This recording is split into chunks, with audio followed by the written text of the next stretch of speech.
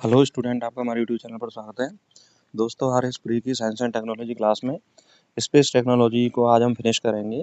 देखिए, इससे पहले स्पेस टेक्नोलॉजी की हम 2 क्लास ले चुके हैं, तो उनको आप ज़रूर देखें, जिससे कि आपको चैप्टर जो है स्टार्टिंग से समझ में आए। और आज हम इस क्लास को फिनिश करेंगे। फिर प्रश्न उत्तर के माध्यम से हम समझेंगे कि किस तरह के क्वेश्चन पूछे जाते हैं। तो चलिए, हम आगे की क्लास में आज का जो टॉपिक है वो पढ़ते हैं। स्पेस टेक्नोलॉजी में भारत के प्रमुख अंतरिक्ष केंद्र। भारत के प्रमुख अंतरिक्ष केंद्र कौन कौन से हैं? देखिए, पहला अंतरिक्ष केंद्र है सतीश धवन अंतरिक्ष केंद्र, श्रीहरिकोटा। देखिए, एक क्वेश्चन तो यही पूछा जाता है कि जो श्रीहरिकोटा अंतरिक्ष केंद्र है भारत का, वो कहाँ पर स्थित है। तो श्रीहरिकोटा जो आंध्र प्रदेश है, हमारा राज्य है आंध्र प्रदेश। आंध्र प्रदेश राज्य में एक तिरुपति जिला पड़ता है। उस तिरुपति जिला के पास में बंगाल की खाड़ी में एक द्वीप है श्रीहरिकोटा। तो इसका जो प्रशासनिक एरिया है वो कौन सा लगता है? आंध्र प्रदेश का तिरुपति जिला। तो यह भारत का प्रमुख लॉन्च पैड है। PSLV GSLV लॉन्च का मुख्य केंद्र कौन सा है? सतीश धवन अंतरिक्ष केंद्र श्रीहरिकोटा, जो कौन से राज्य में पड़ता है? आंध्र प्रदेश में पड़ता है। देखिए, क्वेश्चन पूछा जाता है कि ये कौन से राज्य में पड़ता है, तो इसको हमें याद रखना होगा।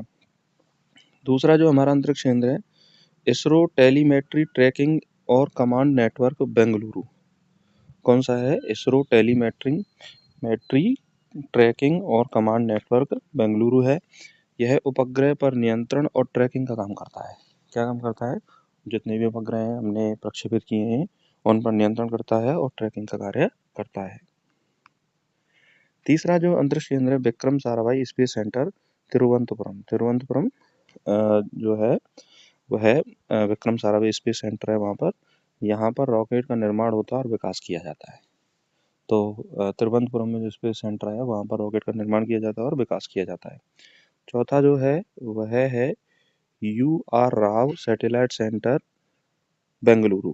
यहाँ पर उपग्रह का निर्माण किया जाता है और उनका परीक्षण किया जाता है। तो आपसे पूछा जा सकता है कि भाई उपग्रह का निर्माण कौन से सेंटर पे किया जाता है? तो UR Rao satellite centre, Bengaluru में किया जाता है। पांचवा है भारतीय डीप स्पेस नेटवर्क, बेंगलुरु। भारतीय डीप स्पेस नेटवर्क, बेंगलुरु। यहाँ पर गहरे अंतरिक्ष मशीनों के लिए ट्रैकिंग किया जाता है। तो जो अंतरिक्ष मशीनें होती हैं उनके लिए ट्रैकिंग का कार्य कहाँ किया जाता है? भारतीय डीप स्पेस नेटवर्क, बेंगलुरु में किया जाता है। चलिए, आगे हम बात करें।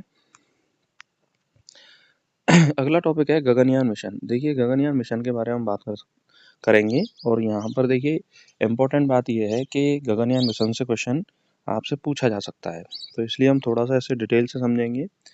भारत का पहला मानव युक्त अंतरिक्ष मिशन है गगनयान। भारत का पहला मानव युक्त अंतरिक्ष मिशन कौन सा है? गगनयान है।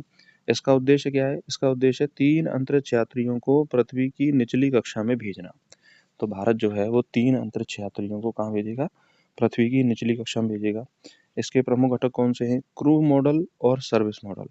क्रू मॉडल अंतरिक्ष यात्रियों के लिए है, सर्विस मॉडल मशीन की तकनीकी सहायता के लिए है। तो इसके दो प्रमुख घटक हैं, एक है क्रू मॉडल और दूसरा है सर्विस मॉडल।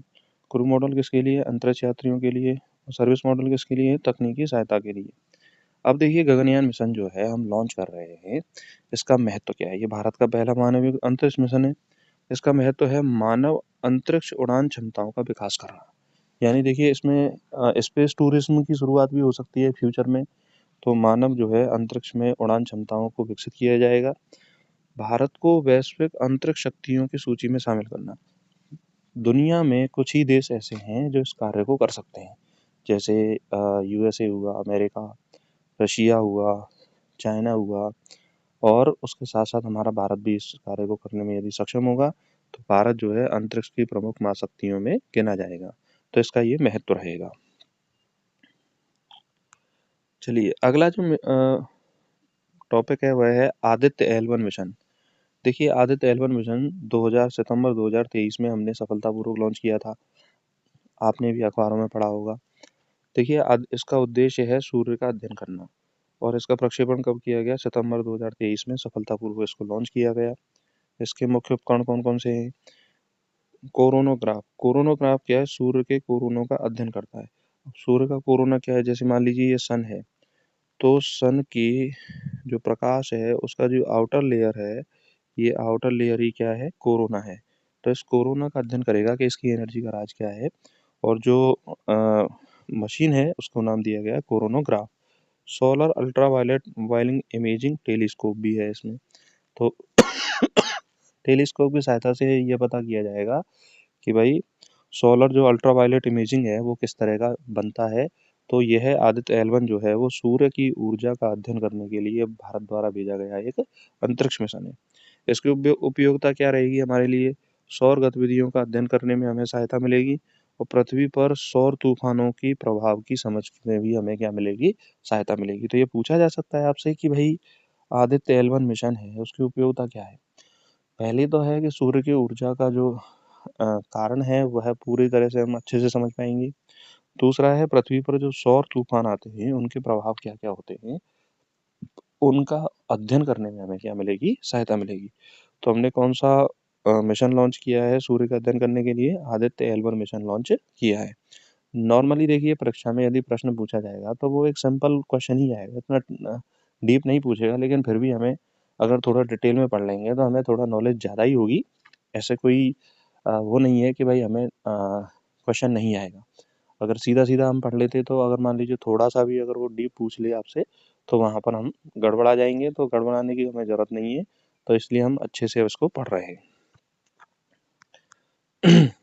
आगे हम बात करें Indian data relay satellite system. ये क्या करता है? अंतरिक्ष यान और पृथ्वी के बीच निरंतर जो संचार है। भाई जैसे मान लीजिए हमने कोई भी स्पेस रॉकेट है या फिर कोई उपग्रह है, तो उस उपग्रह से संचार व्यवस्था या रॉकेट से संचार व्यवस्था या कंट्रोलिंग सिस्टम जो किया जाता है वो किया जाता है Indian data relay satellite system से। इसकी उपयोग क्या होगा? गगनयान जैसे मिशनों के लिए इसका उपयोग किया जाएगा। बिल्कुल सीधी सी बात है, जब हम 3 व्यक्तियों को अंतरिक्ष में भेजेंगे तो उस यान से हमारा संपर्क लगातार होना चाहिए। और गगनयान में जब हम व्यक्तियों को भेज रहे हैं तो उस यान से यदि हमारा संपर्क लगातार होगा तो हम आसानी से उस जो मिशन है उसको ऑपरेट कर सकते हैं। इसका महत्व क्या है? रियल टाइम डाटा ट्रांसफर होगा और मानव युक्त और चंद्र मिशनों की निगरानी पर हम अ, जो अब भविष्य की तैयारी है उनको हम ज़्यादा उपयोगी रूप से पॉसिबल कर सकेंगे। तो देखिए भविष्य में ये भी योजना है भारत सरकार की कि भाई हम मानव को जो है वो अंतरिक्ष में चंद्रमा पर भेजें और अंतरिक्ष में इस गगनयान के माध्यम से हम 3 नागरिकों को भेज ही रहे हैं। तो अ, जो भी भविष्य की योजनाएँ हैं, उनमें सभी में संचार व्यवस्था को बहुत स्थायी रूप से विकसित करने के लिए हमारी सहायता जो देगा वो कौन देगा? Indian data relay satellite system.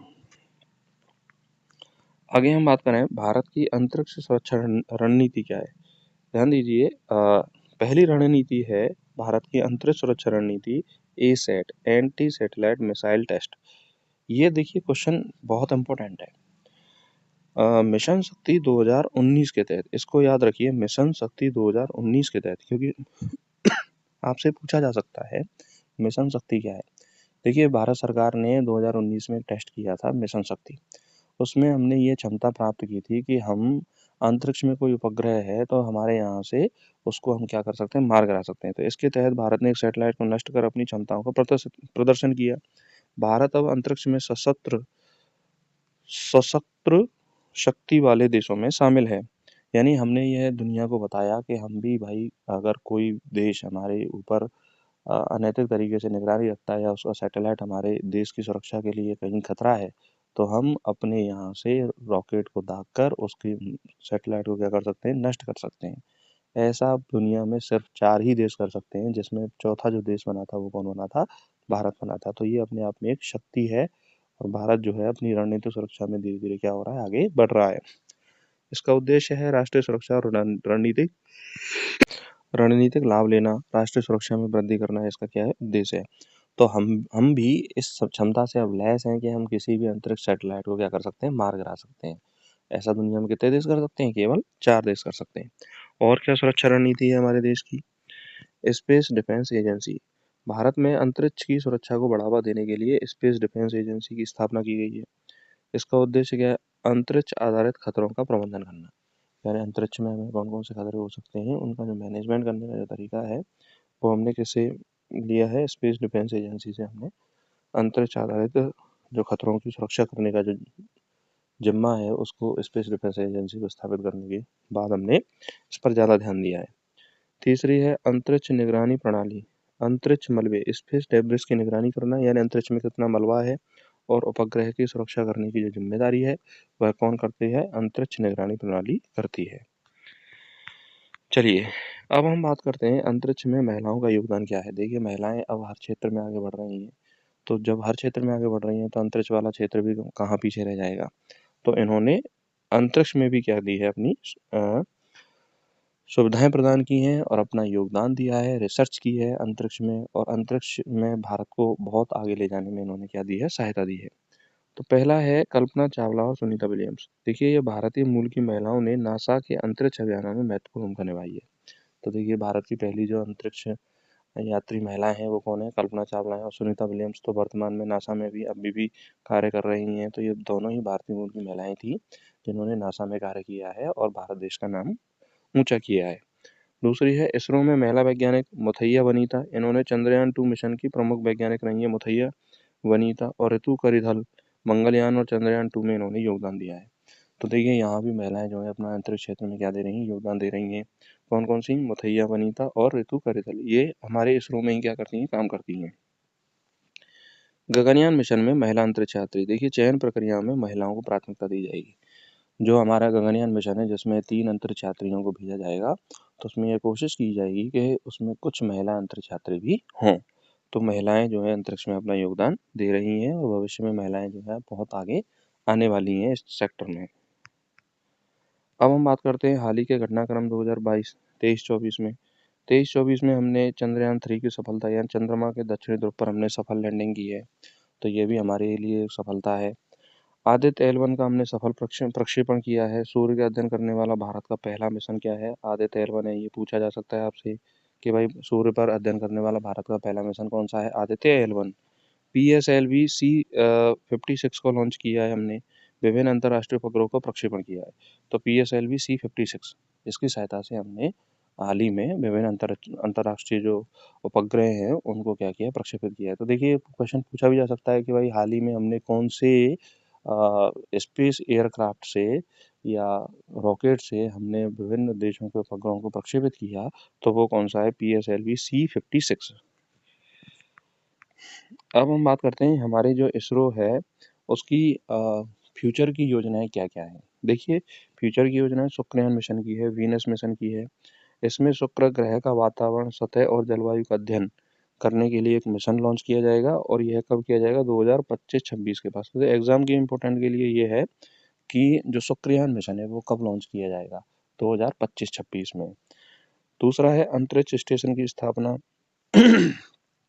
2030 तक भारत अपना अंतरिक्ष स्टेशन स्थापित करने की योजना बनाई है भारत सरकार ने। इसका उपयोग क्या होगा? अंतरिक्ष अनुसंधान और दीर्घकालिक मिशनों को हम आसानी से क्या कर सकेंगे? लॉन्च कर सकेंगे। तो जिस तरह से नासा है या रसिया की स्पेस एजेंसी है, तो अंतर्राष्ट्रीय स्पेस एजेंसी जो स्टेशन है उन्होंने बनाया है, इसी तरह से हम अपना स्वयं का स्पेस स्टेशन जो है अंतरिक्ष में स्थापित करेंगे। तो ऐसा हम कब तक कर लेंगे? हम 2030 तक। तो ये भी मोस्ट इम्पोर्टेंट है कि भारत ने भविष्य में कब तक स्पेस स्टेशन बनाने की योजना बनाई है? वो बनाई है 2030 तक। और योजना क्या है? सेमी क्रायोजेनिक इंजन का विकास करना। बड़े भार के उपग्रहों को प्रक्षेपित करने के लिए सेमी क्रायोजेनिक इंजन का विकास किया जाएगा। GSLV Mk3 को और अधिक सक्षम बनाना। GSLV Mk3 को क्या है? और अधिक सक्षम बनाया जाएगा। चौथी योजना है रीयूजेबल लॉन्च व्हीकल का निर्माण करना। लागत कम करने के लिए पुनः जो यूज करने के लिए रॉकेट बनाया जाएगा, और स्पेस एक्स के फॉल्कन जैसे रॉकेट से प्रतिस्पर्धा की जाएगी। देखिए अभी हमने देखा था अखबारों में, टीवी में भी देखा था कि जो एलन मस्क की कंपनी है स्पेस एक्स, उसका रॉकेट अंतरिक्ष में गया और वापस उसी जहाँ से लॉन्च हुआ था वहीं पर लौट कर आ गया। तो ऐसा काम करने वाली जो एकमात्र कंपनी है वो कौन सी? स्पेस एक्स है, और अमेरिका ने ऐसा काम संपन्न किया है। तो भविष्य में इसरो भी इस तरह की योजना बना रहा है कि हम भी ऐसे रॉकेट का यूज करें जो दोबारा उसको हम क्या ले सकें? काम में ले सकें। 5वां है चंद्रयान 4 और मंगलयान 2 मिशन लॉन्च करेगा इसरो। तो चंद्रमा और मंगल पर वैज्ञानिक अनुसंधान के नए चरण स्थापित होंगे, संसाधनों का पता लगाया जाएगा और जीवन की अपार संभावनाओं का अध्ययन किया जाएगा कि मंगल पर जीवन संभव है या चंद्रमा पर जीवन संभव है। देखिए, इसमें कोई हम अनुमान ये नहीं लगा सकते कि भविष्य में चंद्रमा पर मानव बस्तियां नहीं बसाई जाएंगी। हो सकता है भविष्य में चंद्रमा पर मानव बस्तियां बसाई जा सकें और वहां पर एक आर्टिफिशियल एनवायरनमेंट का जो निर्माण है वो किया जा सके। इसीलिए लगातार चंद्रमा पर, मंगल ग्रह पर ये जो मिशन है वो अलग अलग देशों के द्वारा लॉन्च होते रहते हैं। तो इसमें इसरो भी अपना महत्वपूर्ण भूमिका निभा रहा है। और दुनिया की यदि सबसे सस्ती कोई अंतरिक्ष एजेंसी है तो वो कौन सी है? इसरो है। अब हम बात करते हैं, देखिए आरएस जो परीक्षा है उसके लिए महत्वपूर्ण इंपॉर्टेंट पॉइंट जो परीक्षा की दृष्टि से कौन से आपके लिए परीक्षा में आ सकते हैं। पहला है, भारत का पहला भारतीय उपग्रह कौन सा है? आर्यभट्ट 1975 में इसको लॉन्च किया गया था। तो ये आपसे पूछा जा सकता है। सिंपल सा प्रश्न है, बहुत सारी परीक्षाओं में, छोटे एग्जामों में भी और बड़े एग्जामों में भी ये पूछा गया है। तो इसको याद रखिए, भारत का पहला उपग्रह कौन सा है? आर्यभट्ट। और ये कब हमने लॉन्च किया था? 1975 में। पहला स्वदेशी उपग्रह प्रक्षेपण कब किया गया? रोहिणी। एसएलवी थर्ड से किया 1980 में। एसएलवी थर्ड से स्वदेशी उपग्रह प्रक्षेपण किया था रोहिणी। दूसरा है, इसरो का मुख्यालय कहाँ पर है? बंगलुरु में। अंतरिक्ष प्रक्षेपण स्थल कौन सा है? श्रीहरिकोटा सतीश धवन अंतरिक्ष केंद्र, जो कहाँ पर है? आंध्र प्रदेश। याद रखना, बहुत इंपॉर्टेंट है। उड़ीसा भी ऑप्शन में मिलेगा, तमिलनाडु भी ऑप्शन में मिलेगा। आंध्र प्रदेश के तिरुपति जिले के अंतर्गत आता है। इसमें आता है आंध्र प्रदेश के तिरुपति जिले के अंतर्गत, जो बंगाल की खाड़ी है उसके पास में ये द्वीप है श्रीहरिकोटा, वहां से हम क्या करते हैं? प्रक्षेपण करते हैं। अगला है, भारत के रॉकेट कौन कौन से हैं? पीएसएलवी ये ध्रुवीय उपग्रह प्रक्षेपण करता है। जीएसएलवी भूस्थायी उपग्रह प्रक्षेपण करता है। एसएसएलवी छोटे उपग्रह प्रक्षेपण करता है। भारत का सबसे भारी रॉकेट कौन सा है? तो LVM-3 यानी GSLV MK3, इसको बाहुबली रॉकेट के नाम से भी हम जानते हैं। इसको किस नाम से जानते हैं? बाहुबली रॉकेट के नाम से हम जानते हैं। तो इस तरह से दोस्तों हमने स्पेस टेक्नोलॉजी की जो भी मैटर था इम्पोर्टेंट परीक्षा की दृष्टि से, उसके बारे में हमने पढ़ा। आपको ये क्लास कैसी लगी कमेंट करके ज़रूर बताएं। अपनी तैयारी को करते रहें और कुछ ही दिनों में हमें RS प्री का जो साइंस एंड टेक्नोलॉजी का सिलेबस है उसको हम कंप्लीट कर लेंगे। बाकी का जो हमने पढ़ा दिया उसको आप ज़रूर देखिए। क्वेश्चनों के माध्यम से हम प्रैक्टिस करते रहेंगे और आप ऐसे ही अपनी तैयारी को करते रहें। जो भी स्टूडेंट इस चैनल को पहली बार देख रहे हैं, चैनल को ज़रूर सब्सक्राइब करें और कमेंट करके हमें ज़रूर बताएं आपको क्लास कैसी लगी। नमस्कार।